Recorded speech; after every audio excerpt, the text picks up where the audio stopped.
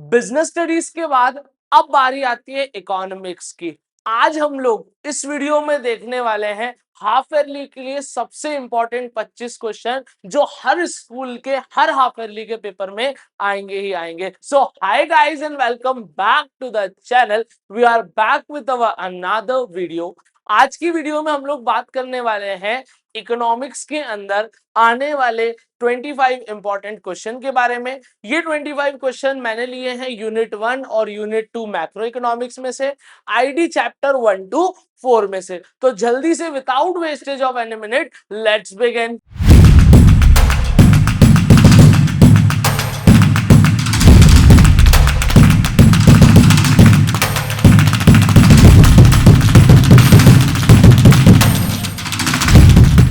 तो अगर हम लोग बात करें टॉप 25 इंपॉर्टेंट क्वेश्चन की, तो सबसे पहले questions of macro economics number 1 question आता है explain circular flow of income in two sector economy. दूसरा आता है explain the limitation of GDP as welfare. ये क्वेश्चन तो ढंग से करके ही जाना बच्चों।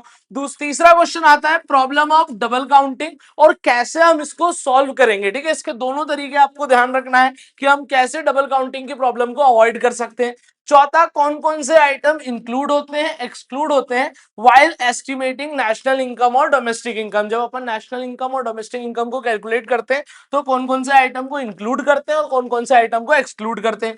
प्रिकॉशन, भैया तीनों मेथड के प्रिकॉशन करके ही जाना। यूनिट 1 में से तो ये क्वेश्चन हर सेट में, चाहे बोर्ड्स हो चाहे आपकी हाफ ईयरली हो, आते ही आते हैं बच्चों। Direct question, case based question सब इन्हीं में से बनने वाले हैं। ठीक है, फिर अगर यूनिट 2 की बात करें तो पहला आपको क्वेश्चन करना है कि मनी सप्लाई क्या होता है, और मनी सप्लाई के कंपोनेंट्स में हमारे सिलेबस में M1 है तो M1 को डिटेल में पढ़ना, CCOD। ठीक है, ये वाला जो है पॉइंट वो पढ़ लेना, currency and coins, other deposit with RBI, ये सब पढ़ के जाना बच्चों। इसके अंदर M1 के अंदर सब आता है। क्वेश्चन नंबर 7 की बात करें तो आपको सेंट्रल बैंक के फंक्शन एक्सप्लेन करने, सारे पढ़ लो तो बहुत अच्छी बात है, लेकिन इन पे ज्यादा ध्यान देना। Bankers bank, supervisory bank, government bank और बैंक ऑफ इशू। फिर क्वेश्चन नंबर 8 जो आता है how inflation and deflation is controlled by central bank through monetary and fiscal policy. कैसे आरबीआई या सेंट्रल बैंक इन्फ्लेशन और डिफ्लेशन को क्या करता है, कंट्रोल करता है। Explain the process of money creation, money creation bye commercial bank. आपको एक न्यूमेरिकल एग्जांपल के साथ समझाना है, या तो हो सकता है न्यूमेरिकल आपको दे दे और बोले कि इसके अंदर फिर आप पूरा वो टेबल वगैरह बनाओ, या आप मन से भी एक्सप्लेन करके आ सकते हो। दोनों टाइप का क्वेश्चन पूछा जा सकता है। आईडी की बात करें तो आईडी में सबसे पहला एग्रीकल्चर सेक्टर के स्टेग्नेशन का मेन रीजन क्या था, ये क्वेश्चन आपको पढ़ना है। क्वेश्चन नंबर 11 आता है कितने टाइप के लैंड रिफॉर्म्स इंप्लीमेंट हुए थे एग्रीकल्चर सेक्टर के अंदर। अगला क्वेश्चन आता है role of small scale industry in the generation of employment and why they needed protection for their growth. फिर इसके बाद आता है हैंडीक्राफ्ट इंडस्ट्री कैसे हमारी डिक्लाइन हुई थी, कैसे ब्रिटिशर्स ने हमारी हैंडीक्राफ्ट इंडस्ट्री को अफेक्ट किया था। ठीक है, कैसे उनकी जो पॉलिसी थी जिसने हमारी हैंडीक्राफ्ट इंडस्ट्री को पूरे तरीके से क्या करा था, अफेक्ट करा था। ठीक है, explain long term goals of 5 year plan, इसको आप ऑब्जेक्टिव्स भी बोल सकते हो बच्चों, ऑब्जेक्टिव्स ऑफ 5 ईयर प्लान। मेरी आवाज थोड़ी भारी आ रही होगी सर्दी के कारण, बट आपको इतना करना है। अगले क्वेश्चन की बात करें तो classification of industry as per IPR 1956 के हिसाब से आपको इंडस्ट्री का क्लासिफिकेशन करना है और उसको एक्सप्लेन भी करना है ना, schedule A, B and C. Discuss the industrial sector reform introduce under the new economic policy. New economic policy में इंडस्ट्रियल सेक्टर में कौन कौन से रिफॉर्म इंट्रोड्यूस हुए थे। फिर what are the sources of human capital formation, भाई ये पूछा ही जाता है, क्या क्या सोर्सेज होते हैं ह्यूमन कैपिटल फॉर्मेशन के, ये पूछा ही जाता है बच्चों। इसके बाद आता है हमारा when and why reforms introduce in India. ठीक है, क्वेश्चन नंबर 90 में मैंने कुछ डिफरेंसेस लिए हुए हैं। ठीक है, यहाँ मैंने थोड़ी सी चीटिंग कर ली है, 4 क्वेश्चन है ये।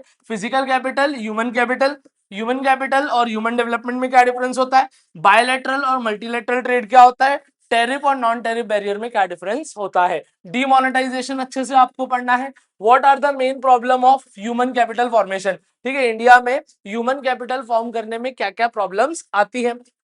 अगला क्वेश्चन आता है ग्रीन रेवोल्यूशन, अच्छे से पढ़ना और उसका इंपैक्ट क्या आया था वो आपको एक्सप्लेन करना है। ब्रिटिशर्स का क्या पॉजिटिव कंट्रीब्यूशन था। ठीक है, ये क्वेश्चन भी बनता है। देखो कोई भी चीज आती है तो उसके दो पहलू होते हैं, नेगेटिव और पॉजिटिव। तो हम पूछ रहे हैं कि ब्रिटिशर्स के आने का नेगेटिव तो बहुत कुछ था, लेकिन पॉजिटिव क्या क्या था वो आपको यहाँ एक्सप्लेन करना है। Explain the importance of human capital formation, क्या इंपॉर्टेंस होती है ह्यूमन कैपिटल फॉर्मेशन की। Explain tariff, quota, import substitution and outsourcing, ये टर्म्स को अच्छे से पढ़ लेना, आउटसोर्सिंग को थोड़ा सा डिटेल में पढ़ लेना। तो यहाँ पर हमारे ये 25 क्वेश्चन कंप्लीट होते हैं। आई होप आपको सारी चीजें समझ में आई होंगी, और ये 25 क्वेश्चन कर जाना बच्चों, इन टॉपिक्स को अच्छे से पढ़ना, इन्हीं से असर्शन रीजन बनेंगे, इन्हीं से एमसीक्यू बनेंगे, इन्हीं से क्वेश्चन आंसर आएंगे। आपका पेपर लगभग इन्हीं टॉपिक्स के राउंड घूमेगा। कोई भी डाउट आता है कमेंट सेक्शन के अंदर पूछ सकते हो आप। अब अगली बारी अकाउंट्स की है, तो अकाउंट्स के अंदर मैं सारे टॉपिक लेकर आ रहा हूं। सो ऐसे ही पढ़ते रहें, लिखते रहें, अपने माता पिता का नाम रोशन करते रहें और इस वीडियो को शेयर करते रहें। So thank you everyone.